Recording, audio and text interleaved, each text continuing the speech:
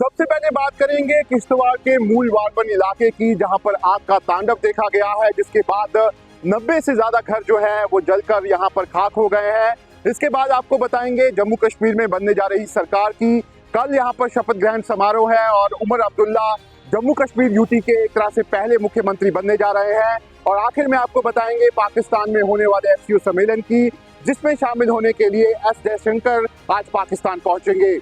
आप देख रहे हैं जमहूरियत की बात। आज इन सब खबरों पर विस्तार से करेंगे चर्चा। सबसे पहले बात करते हैं किश्तवाड़ के मूल वारबन इलाके की, जहां पर आग का तांडव जो है वो देखा गया है और इस आग में यहां पर 90 से ज्यादा घर जो है वो जलकर खाक हो गए हैं। और इसके साथ ही साथ इस इलाके में मौजूद एक मस्जिद जो है वो भी इस आग का शिकार हुई है। साथ ही साथ 5 यहाँ पर जो दुकानें हैं वो भी यहाँ पर आग में जो है वो जल गई है। जो खबर है उसके मुताबिक 2:45 पर यहाँ पर सोमवार को ये आग जो है वो यहाँ पर एक घर में छोटे से हिस्से में यहाँ पर लगी थी, लेकिन धीरे धीरे ये आग जो है वो यहाँ पर फैलती चली गई और एक एक करके इसने इस पूरे इलाके के जो घर थे उनको अपनी चपेट में यहाँ पर ले लिया। और तस्वीरें आप साफ तौर पर यहाँ पर देख सकते हैं कि किस तरीके से पूरा इलाका जो है वो यहाँ पर आग में यहाँ पर घिरा हुआ है और पूरे इलाके को यहाँ पर आग ने अपनी चपेट में ले लिया है। जो वहाँ पर लोग हैं उन्होंने इस आग को बुझाने की वहाँ पर काफी कोशिश की है। प्रशासन और पुलिस जो है वो भी वहाँ पर पहुंची है, लेकिन इस इलाके में किसी भी तरह की फायर सर्विस ना होने के चलते यहाँ पर फायर ब्रिगेड की जो गाड़ियां हैं उनको पहुंचने में यहाँ पर काफी देर लगी है। प्रशासन को खबर मिलने के बाद प्रशासन ने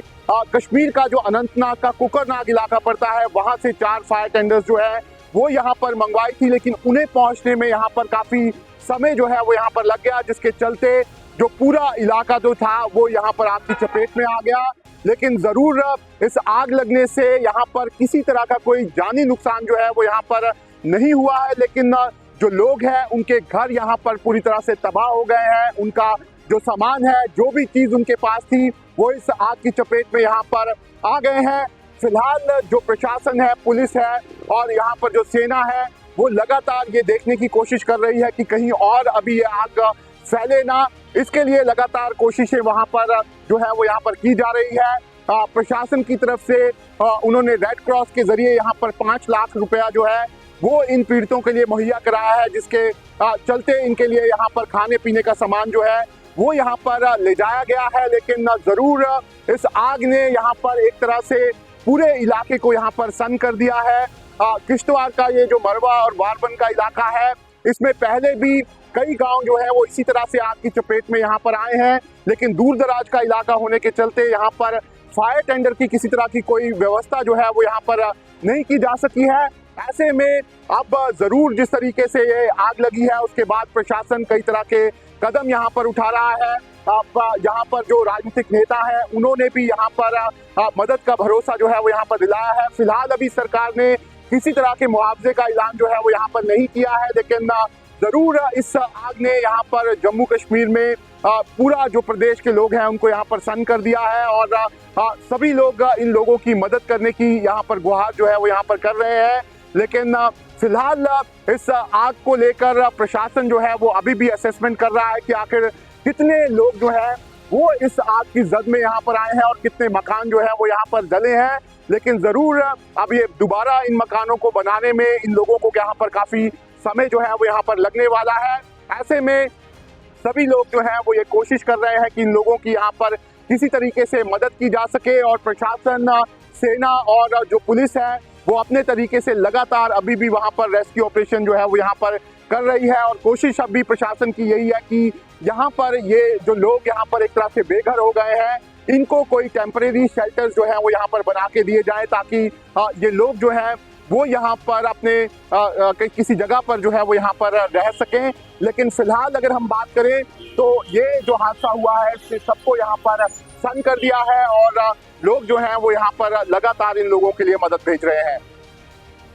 जम्मू कश्मीर के विधानसभा चुनावों के 8 अक्टूबर को नतीजे निकल गए थे, लेकिन जम्मू कश्मीर में राष्ट्रपति शासन जो है वो लगा हुआ था। यही कारण था कि सरकार बनने में जम्मू कश्मीर में थोड़ा वक्त जो है वो यहाँ पर लग गया। लेकिन अब कल श्रीनगर का जो SKICC है वहां पर शपथ ग्रहण समारोह जो है वो यहाँ पर होने जा रहा है और उमर अब्दुल्ला जो है वो कल जम्मू कश्मीर के यूटी के पहले एक तरह से मुख्यमंत्री बनने जा रहे हैं। इससे पहले उमर अब्दुल्ला 2008 में भी जम्मू कश्मीर के मुख्यमंत्री जो है वो यहाँ पर बने थे, लेकिन उस समय जम्मू कश्मीर जो था वो एक राज्य था। लेकिन इस बार केंद्र शासित प्रदेश में उमर अब्दुल्ला शपथ लेने वाले हैं और जो खबर मिल रही है उसके मुताबिक उमर अब्दुल्ला के साथ यहाँ पर कई ऐसे नेता हैं जो यहाँ पर शपथ लेंगे और जब यहाँ पर सरकार बन जाएगी तो उसमें वो जो लोग हैं वो यहाँ पर मंत्री बनेंगे। अगर हम बात करें यहाँ पर शपथ ग्रहण समारोह की तो जो लेफ्टिनेंट गवर्नर मनोज सिन्हा है, कल उन्होंने यहाँ पर उमर अब्दुल्ला को लेटर भेजा था और उन्होंने कहा था कि आप बुधवार को आए और सरकार जो है वो यहाँ पर बनाए और 11:30 बजे का सुबह का टाइम जो है वो यहाँ पर उनको दिया गया है। ऐसे में उमर अब्दुल्ला जो है वो अब जम्मू कश्मीर में सरकार बनाने जा रहे हैं और उमर अब्दुल्ला के साथ कई नाम यहाँ पर सामने आ रहे हैं जो उनकी कैबिनेट में यहाँ पर हो सकते हैं। अगर हम नेशनल कॉन्फ्रेंस की बात करें तो उसमें कई नाम हैं जो यहाँ पर उमर अब्दुल्ला की कैबिनेट में हो सकते हैं। सबसे ऊपर नाम जो है वो अब्दुल रहीम राथर का है, जो पहले भी जम्मू कश्मीर में मंत्री जो है वो रह चुके हैं, खासतौर पर फाइनेंस मिनिस्टर जम्मू कश्मीर में वो रहे हैं। इसके अलावा हसनैन मसूदी जो जम्मू कश्मीर हाई कोर्ट के जज हुआ करते थे, उन्होंने यहाँ पर रिटायरमेंट के बाद नेशनल कॉन्फ्रेंस ज्वाइन की थी और साथ ही वो सांसद भी रहे थे, वो भी इस बार यहाँ पर मंत्री जो है बन सकते हैं। इसके बाद अगर हम बात करें तो यहाँ पर सकीना इत्तू जो यहाँ पर एक महिला कैंडिडेट जो है वो नेशनल कॉन्फ्रेंस से जीत के आई हैं, वो यहाँ पर मंत्री बन सकती है। और अगर हम पीर पंजाल रेंज की बात करें तो यहाँ से जावेद राणा जो तीसरी बार MLA रहे हैं मेंढर से, उनको यहाँ पर मंत्री बनाने की बात चल रही है। और साथ ही जो सुरेंद्र चौधरी हैं जिन्होंने बीजेपी के यहाँ पर प्रदेश अध्यक्ष रविंद्र रैना को हराया है, उनको एक बड़ा मंत्रालय जो है वो यहाँ पर मिल सकता है। इसके साथ ही जो सहयोगी दल है जिसमें कांग्रेस पार्टी है, उनको इस तरह की खबरें हैं कि 1 से 2 मंत्रालय यहाँ पर मिल सकते हैं। और इसमें जो सबसे बड़ा नाम है वो GA मीर का है, जो इस समय झारखंड के कांग्रेस के इंचार्ज भी हैं और साथ ही साथ कांग्रेस के वरिष्ठ नेता हैं और डूरू विधानसभा से इस बार चुनाव जीते हैं। माना जा रहा है कि उनको यहाँ पर जो है मंत्री बनाया जा सकता है। इसके अलावा कांग्रेस के प्रदेश अध्यक्ष जो है तारिक हमीद कारा, उनका नाम भी यहाँ पर मंत्री पद के लिए सामने आ रहा है। इसके साथ ही उमर अब्दुल्ला की सरकार में 4 जो इंडिपेंडेंट है उन्होंने भी यहाँ पर ज्वाइन किया है। अब बात करते हैं पाकिस्तान में होने वाले SCO सम्मेलन की, जिसमें विदेश मंत्री S जयशंकर जो हैं वो पाकिस्तान आज पहुंचने वाले हैं। अगर SCO सम्मेलन की बात करें तो भारत ने साफ तौर पर कहा था कि वो इस बार SCO सम्मेलन में यहाँ पर हिस्सा जो है वो यहाँ पर लेने वाला है, लेकिन पाकिस्तान से किसी भी तरह की कोई बातचीत जो है, द्विपक्षीय बातचीत वहाँ पर नहीं होने वाली है। अगर बात करें भारत और पाकिस्तान के रिश्तों की तो पिछले लंबे समय से दोनों ही देशों के बीच में यहाँ पर तनाव है और 9 सालों से किसी भी तरह की कोई बातचीत जो है वो यहाँ पर दोनों देशों में नहीं हुई है। भारत का साफ तौर पर कहना है कि पाकिस्तान अभी भी लगातार अपने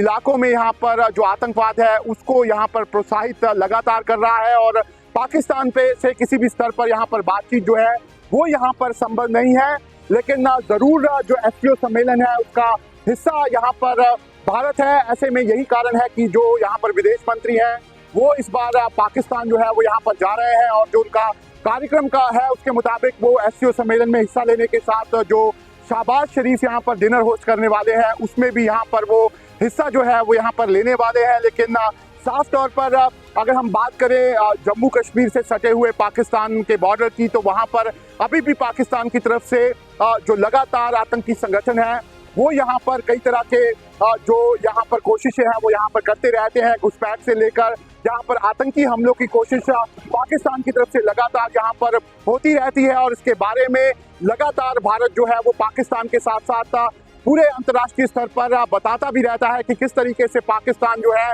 वो लगातार जम्मू कश्मीर में यहाँ पर आतंकवाद को प्रोत्साहन जो है वो यहाँ पर दे रहा है। जरूर बीच बीच में पाकिस्तान भी कहता है कि वो भारत से बातचीत करने के लिए तैयार है, लेकिन कश्मीर का राज जो है वो भी लगातार यहाँ पर अलापता रहता है। ऐसे में भारत ने पाकिस्तान से किसी तरह के फिलहाल कोई द्विपक्षीय संबंध जो है वो यहाँ पर नहीं रखे हैं, लेकिन SCO जो ये बैठक है उसमें यहाँ पर भारत का जाना जो है एक तरह से जरूरी था। और अंतर्राष्ट्रीय सिनेरियो को देखते हुए जो यहाँ पर भारत है वो इसमें यहाँ पर हिस्सा जो है वो लेने जा रहा है। और अब यहाँ पर जो अलग अलग देश के यहाँ पर प्रतिनिधि पहुंचेंगे उससे यहाँ पर अलग अलग विषयों में यहाँ पर बातचीत जो है वो यहाँ पर होगी। लेकिन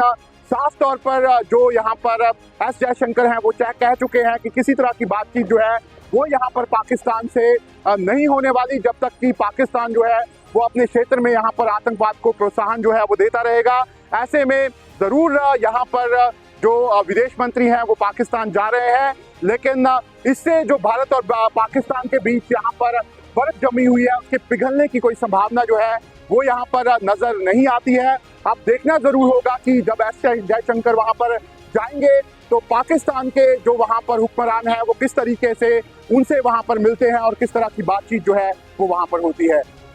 जमहूरियत की बात कार्यक्रम हम आप लोगों के लिए बना रहे हैं और कोशिश कर रहे हैं कि जम्मू कश्मीर की कोई भी खबर जो है वो आपसे ना छूटे। ऐसे में अगर आपको हमारा कार्यक्रम पसंद आ रहा है तो अपनी राय कमेंट बॉक्स में जरूर दें।